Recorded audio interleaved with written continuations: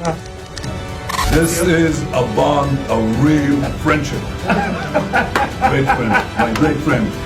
Thank you. ये Israel की संसद में नरेंद्र मोदी की मिट्टी पलीद की वो तस्वीर है जिस पर वो हो करके हंस रहे थे। किसी टेलीविजन चैनल ने नरेंद्र मोदी के बहिष्कार का यह वीडियो आपको नहीं दिखाया होगा, लेकिन मैं दूसरी बात करना चाहता हूं। महात्मा गांधी का देश, बापू का देश आज नरेंद्र मोदी पर शर्मिंदा है। इतिहास ने उन्हें एक कायर प्रधानमंत्री के तौर पर दर्ज किया है, जिसकी जुबान गजा में इजराइल के हाथों बर्बरता से मार डाले गए 50,000 से ज्यादा बच्चों, औरतों, बीमारों, बुजुर्गों और नौजवानों पर एक शब्द बोलने में भी लड़खड़ा गई। नरेंद्र मोदी ने ईरान, फलस्तीन और गजा पट्टी के सफाए के इजरायली इरादों पर भारत का खजाना और अपना दिल दोनों लुटा दिया। दरअसल नरेंद्र मोदी ने दुनिया को संदेश दिया है कि गजा में इजराइल के नरसंहार और ईरान को खत्म करने के उसके मंसूबों में भारत उसका साथी है। इसको समझिए, एक तरफ अमेरिका मोदी को धमकाता है कि रूस से तेल मत खरीदो। क्यों? क्योंकि उस पैसे से वो यूक्रेन को तबाह कर रहा है। यही ना दलील है। दूसरी तरफ वही मोदी इजराइल पर अलग अलग सौदों के बहाने भारत का 90,000 करोड़ रुपया लुटा देते हैं। इस पैसे से वो क्या करता है? गजा के बच्चों को मारता है, औरतों को मारता है, बुजुर्गों को मारता है, अस्पतालों को तबाह करता है, स्कूलों और कॉलेजों को खंडहरों में बदलता है, नौजवानों को अपाहिज बनाता है। नरेंद्र मोदी की हिम्मत नहीं हुई यह कहने की कि जब तक तुम गजा में कत्लेआम बंद नहीं करोगे, फलस्तीनी संप्रभुता का सम्मान नहीं करोगे, उसके नागरिकों को अपनी सरकार चुनने का हक नहीं दोगे, भारत आपके साथ एक पैसे का सौदा नहीं करेगा। इसकी बजाय मोदी ने क्या किया? कहा कि हम आपके साथ हैं। एक कायर प्रधानमंत्री ही हमास का जिक्र तो करेगा, लेकिन गजा में इजराइल के क्रूर, बर्बर और घिनौने नरसंहार का जिक्र तक करने से भाग खड़ा होगा। आपको बता दें कि हमास के 7 अक्टूबर 2023 के हमलों के बाद से गजा में इजराइल ने 72,000 से ज्यादा लोगों का नरसंहार किया है। इनमें से महिलाओं और बच्चों की संख्या लगभग आधी है, यानी करीब करीब 36,000। हालांकि लैंसेट ग्लोबल हेल्थ के अनुसार तो इजराइल ने गजा में 75,000 से ज्यादा लोगों को मौत के घाट उतारा है, जिनमें महिलाओं, बच्चों और बुजुर्गों की संख्या 42,000 से ज्यादा है। अगर केवल बच्चों की बात करें तो नरेंद्र मोदी के दोस्त बेंजामिन नेतन्याहू ने गजा पट्टी में 22,000 से ज्यादा बच्चों को मौत के घाट उतारा है। उसका चेहरा बच्चों के खून से चमकता है, लेकिन मोदी की जुबान कांप उठी उन छोटे छोटे बच्चों के नरसंहार पर एक शब्द बोलने में। बेंजामिन नेतन्याहू बार बार बोलता रहा है कि वो गजा को मिटाकर ही दम लेगा। इजरायली संसद नेसेट को संबोधित करते हुए पीएम मोदी ने इजराइल पर हमास के हमले की निंदा की और कहा कि भारत इजराइल के साथ खड़ा है। लेकिन उसी भाषण में वो गजा के बच्चों, औरतों, बुजुर्गों, बीमारों के इजरायली नरसंहार पर एक शब्द नहीं बोल पाए। एक कायर की तरह बेंजामिन नेतन्याहू जैसे इंसानियत के दुश्मन के सामने वो दांत निपोर रहे थे।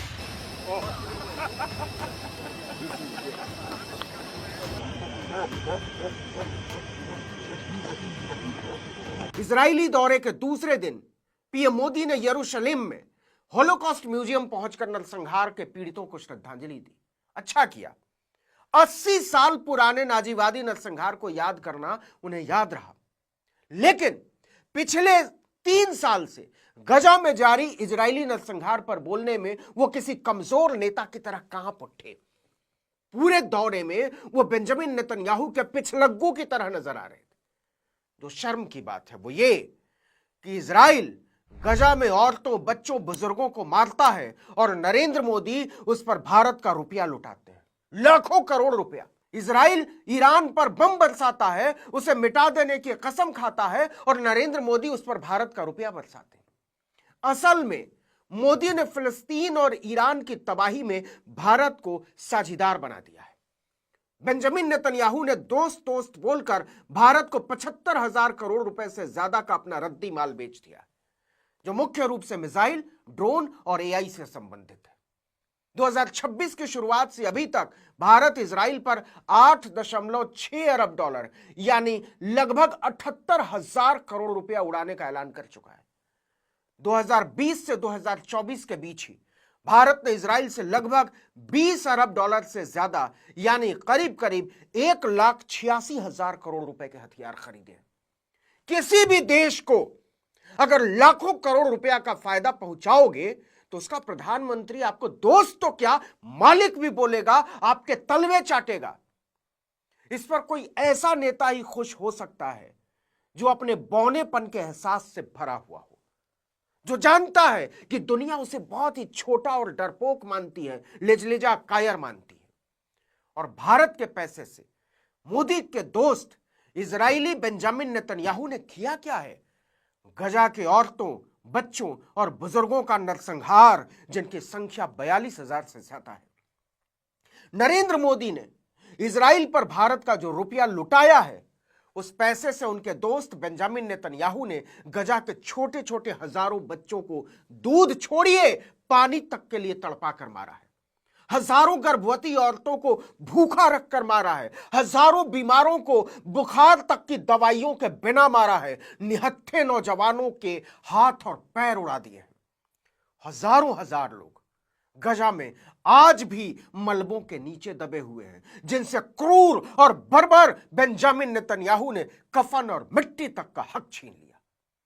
इसलिए जब मोदी और बेंजामिन नेतन्याहू कहे लगा रहे थे, ठहाके लगा रहे थे, तो गजा की कब्रों में दफन बच्चे चीखते हुए पूछ रहे थे कि क्या आप सचमुच में गांधी बाबा के देश के प्रधानमंत्री हैं? हमें आप पर शर्म आती है। आप संसार के सबसे क्रूर हत्यारे के साथ ठहाके कैसे लगा सकते हैं? इसीलिए हम कह रहे हैं कि भारत अब इस बात से चाहकर भी इनकार नहीं कर पाएगा कि वो गजा में औरतों, बच्चों और बुजुर्गों के इजरायली नरसंहार का कहीं से भी हिस्सा नहीं है। इजराइल को नरेंद्र मोदी ने लाखों करोड़ रुपए की मदद पहुंचाई है। यह सवाल बहुत वाजिब है कि अगर डोनाल्ड ट्रंप यूक्रेन की हिफाजत के नाम पर नरेंद्र मोदी को ब्लैकमेल करके रूस से सस्ते तेल की खरीद बंद करवा सकता है, तो नरेंद्र मोदी ने उसी इजराइल की संसद में खड़े होकर क्यों नहीं कहा कि हमास के हमले के जवाब में निहत्थी औरतों, बच्चों और बुजुर्गों के नरसंहार का किसी भी तरह से समर्थन नहीं किया जा सकता। Barbaric terrorist attack by Hamas on October 7.